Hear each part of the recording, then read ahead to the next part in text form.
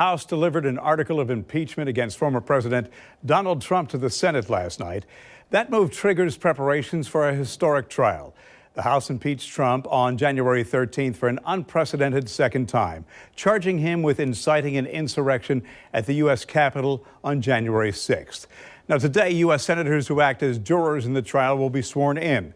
The trial itself will begin February 9th, giving the 9 House impeachment managers and Trump's defense team 2 weeks to file briefs and finalize their legal preparations.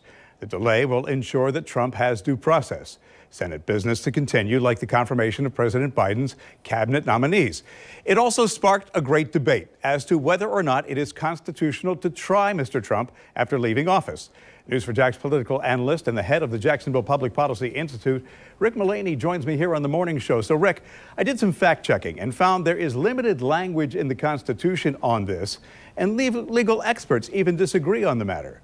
Bruce, legal scholars do disagree. In the history of the country, we've never had a president be tried for impeachment after he was out of office. And remember this, the Constitution on impeachment actually isn't limited to the president. It's the president, vice president, and all other civil officers. In the history of the country, there have been 21 impeachments. One of those impeachments in 1876 was for a cabinet member who was out of office. And that precedent cuts both ways. Senators voted there was jurisdiction to try him because he was out of office, but he was acquitted by senators because he was out of office. So legal scholars are arguing this in both directions. The preponderance of opinions appears to be that you can, in fact, impeach when they're out of office because the penalty for impeachment is threefold. It's removal from office, but it's also barring from future office and potentially forfeiting pension benefits. The counter to that is that the plain language says the president, vice president, or other civil officers shall be removed for impeachment. Therefore, you can expect a number of Republicans are going to look to that language, look to how unprecedented this is, and this will be a basis for many Republicans voting to acquit. So all that said, there is no doubt with Democrats holding a slim lead in the Senate, they will go forward.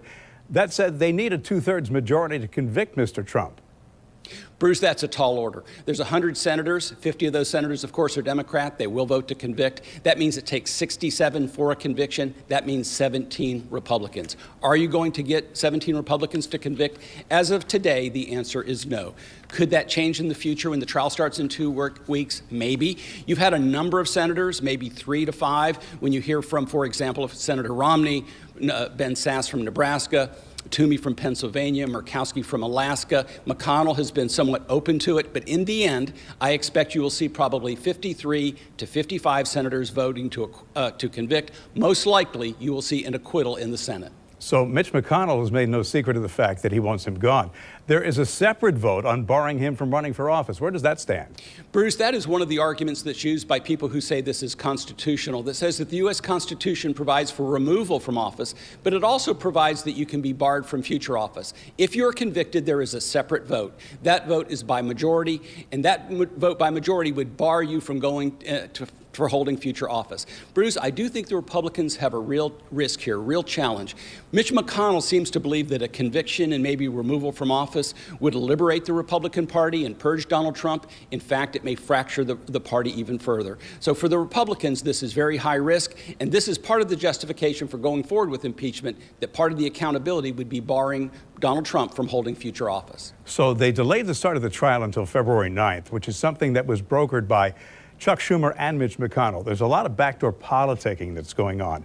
And it's no secret that Joe Biden and Mitch McConnell historically have a good working relationship. Joe Biden wants his nominees and the agenda on the table right now approved by Congress. How much does what's in play right now with the impeachment impact that?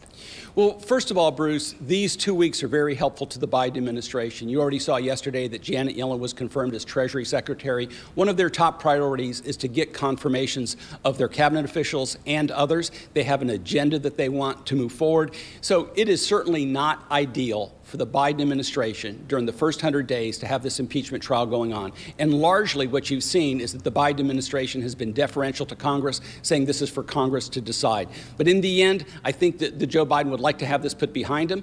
Operationally, we're going to need to see how long is the trial going to be, and what is it going to happen operationally? Is it going to be all day in the trial, or are they going to divide their work between Senate work as well as moving the agenda forward? That remains to be seen. But as I said, less than ideal if you're a new administration to have this trial going on. So will what happens over the next 100 days give us an idea how Congress is going to play ball? Because you do have pushback from dissenting factions, Cruz and Hawley.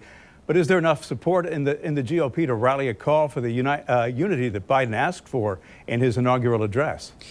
Bruce, it remains to be seen, but certainly one of the tests is going to be the $1.9 trillion relief package that the president has outlined. And I actually think there's a good opportunity for something to pass. This is something that opens itself up to some bipartisan negotiation back and forth. It may not be $1.9 trillion. It may not have all the component parts that the president would like, but there's a good chance that the legislation would pass. If it doesn't pass, of course, the Democrats could always use a procedure known as budget reconciliation to get it passed.